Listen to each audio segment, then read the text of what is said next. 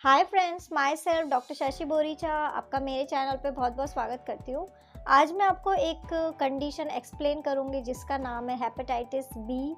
बहुत सारे लोगों को डर लगता है कि उन्हें एचआईवी तो नहीं हो गया इंटरकोर्स के वजह से। अगर आप अनप्रोटेक्टेड इंटरकोर्स परफॉर्म करते हैं तो एचआईवी होने का खतरा रहता है, लेकिन और एक बीमारी है जो उससे भी ज़्यादा खतरनाक हो सकती है, वो है हेपेटाइटिस बी। हेपेटाइटिस बी जो है वो एक लीवर की बीमारी है। तो लोगों को ऐसा लगता है कि लीवर में ही तो इन्फेक्शन है, लेकिन ये जो इन्फेक्शन है ये आपको अनप्रोटेक्टेड इंटरकोर्स के वजह से होता है।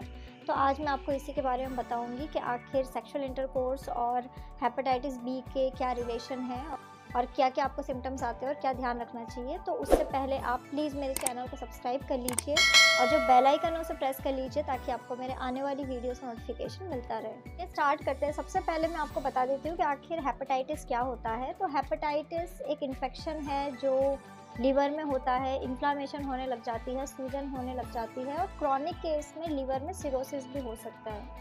हेपेटाइटिस के बहुत सारे टाइप होते हैं, उसमें से एक टाइप है हेपेटाइटिस बी जो पर्सन को अनप्रोटेक्टेड सेक्सुअल इंटरकोर्स की वजह से होता है। अगर आप किसी इन्फेक्टेड पर्सन के साथ सेक्सुअल इंटरकोर्स को परफॉर्म करते हैं, किसी भी टाइप का इंटरकोर्स हो सकता है वो, जैसे कि वजाइनल हो गया, एनल हो गया, ये कंडीशन पर्सन को इन्फेक्टेड सीमन की वजह से हो सकती है, या फिर वजाइनल फ्लूइड जो इन्फेक्टेड होता है, ब्लड होता है, उसके वजह से आपको ये बीमारी फैल सकती है।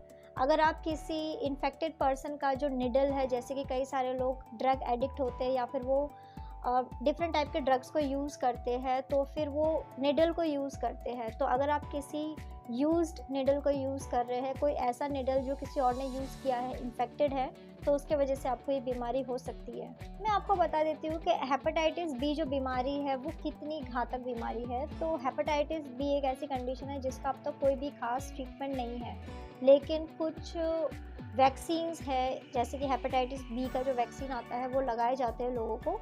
उससे क्या होता है कि आपकी बॉडी में एंटीबॉडीज़ प्रोड्यूस होते हैं, जिसके वजह से अगर आप उस वायरस के कांटेक्ट में आते हैं तो आपको ये बीमारी नहीं होती है। ये जो वैक्सीन है ये हेल्थ प्रोफेशनल्स को लगाए जाते हैं, जैसे डॉक्टर्स हो गए, नर्सेज हो गए, तो उनको लगाए जाते हैं ताकि जब भी वो ट्रीटमेंट करते हैं हॉस्पिटल्स में या फिर जब भी वो किसी पर्सन के ब्लड के कॉन्टैक्ट में आते हैं और वो पर्सन को हेपेटाइटिस बी है, तो वो उनसे अफेक्टेड नहीं होते हैं। वो जो एंटीबॉडीज़ प्रोड्यूस होते हैं वो उनसे डील कर लेते हैं। अब मैं आपको इसके सिम्टम बता देती हूँ कि अगर किसी पर्सन को हेपेटाइटिस बी हुआ है तो उसमें आपको क्या क्या सिम्टम्स दिखाई देंगे। तो हेपेटाइटिस बी के जो सिम्टम्स है वो बहुत ही माइल्ड सिम्टम है, ऐसे बहुत खतरनाक से सिम्टम नहीं आते हैं। जैसे कि पर्सन को जॉइंडिस हो सकता है, उनकी जो स्किन है वो थोड़ी येलोइश आपको दिखेगी, आइज़ का कलर येलो हो सकता है, यूरिन का कलर डार्क येलोइश हो सकता है, पर्सन को भूख कम लगती है, उन्हें बार बार एब्डोमिनल पेन होने लग जाता है, बार बार उल्टी होने लग जाती है। तो इस टाइप के सिम्टम्स पर्सन में आ सकते हैं। हेपेटाइटिस बी फैलता है अनप्रोटेक्टेड इंटरकोर्स की वजह से। अगर आप किसी इन्फेक्टेड पर्सन के साथ इंटरकोर्स परफॉर्म करते हैं या फिर आपका कुछ ऐसा काम है जिससे आपका ब्लड से बार बार कांटेक्ट हो रहा है, कॉन्टेमिनेटेड ब्लड आपके पास, इन्फेक्टेड ब्लड से आप कांटेक्ट में आ रहे हैं, या फिर ये मदर से बच्चे को भी जाता है, जैसे कि अगर मदर ब्रेस्ट फीड करा रही है बच्चे को तब भी ये चला जाता है। अब मैं आपको बता देती हूँ कि बहुत सारे लोगों के माइंड में कुछ मिथ्स होते हैं हेपेटाइटिस बी को लेके, जैसे कि ये लिवर की इशू है तो क्या ये अल्कोहल से या ड्रग से होता है। तो ऐसा बिल्कुल भी नहीं है। ये एक इन्फेक्शन है, ये एक वायरल डिजीज़ है जो वायरस के इन्फेक्शन की वजह से होती है। अगर आप किसी इन्फेक्टेड पर्सन के कांटेक्ट में हैं, सेक्सुअली उसके साथ अनप्रोटेक्टेड इंटरकोर्स को परफॉर्म करते हैं, तो आपको एक बीमारी हो सकती है। इसके अलावा लोगों के दिमाग में और एक चीज़ होती है कि अगर हमने एक बार हेपेटाइटिस बी का इंजेक्शन लगा लिया है तो क्या हमें उसे बार बार लगाना पड़ता है या फिर ये लाइफ टाइम रहेगा। तो ऐसा नहीं है। अगर आपको एक बार ये इंजेक्शन लग चुका है तो आपको कुछ टाइम बाद ये इंजेक्शन दोबारा से लगवाना चाहिए। अगर आप किसी इन्फेक्टेड पर्सन के साथ अनप्रोटेक्टेड इंटरकोर्स को परफॉर्म करते हो तो आप इसको दोबारा से लगवा सकते हैं।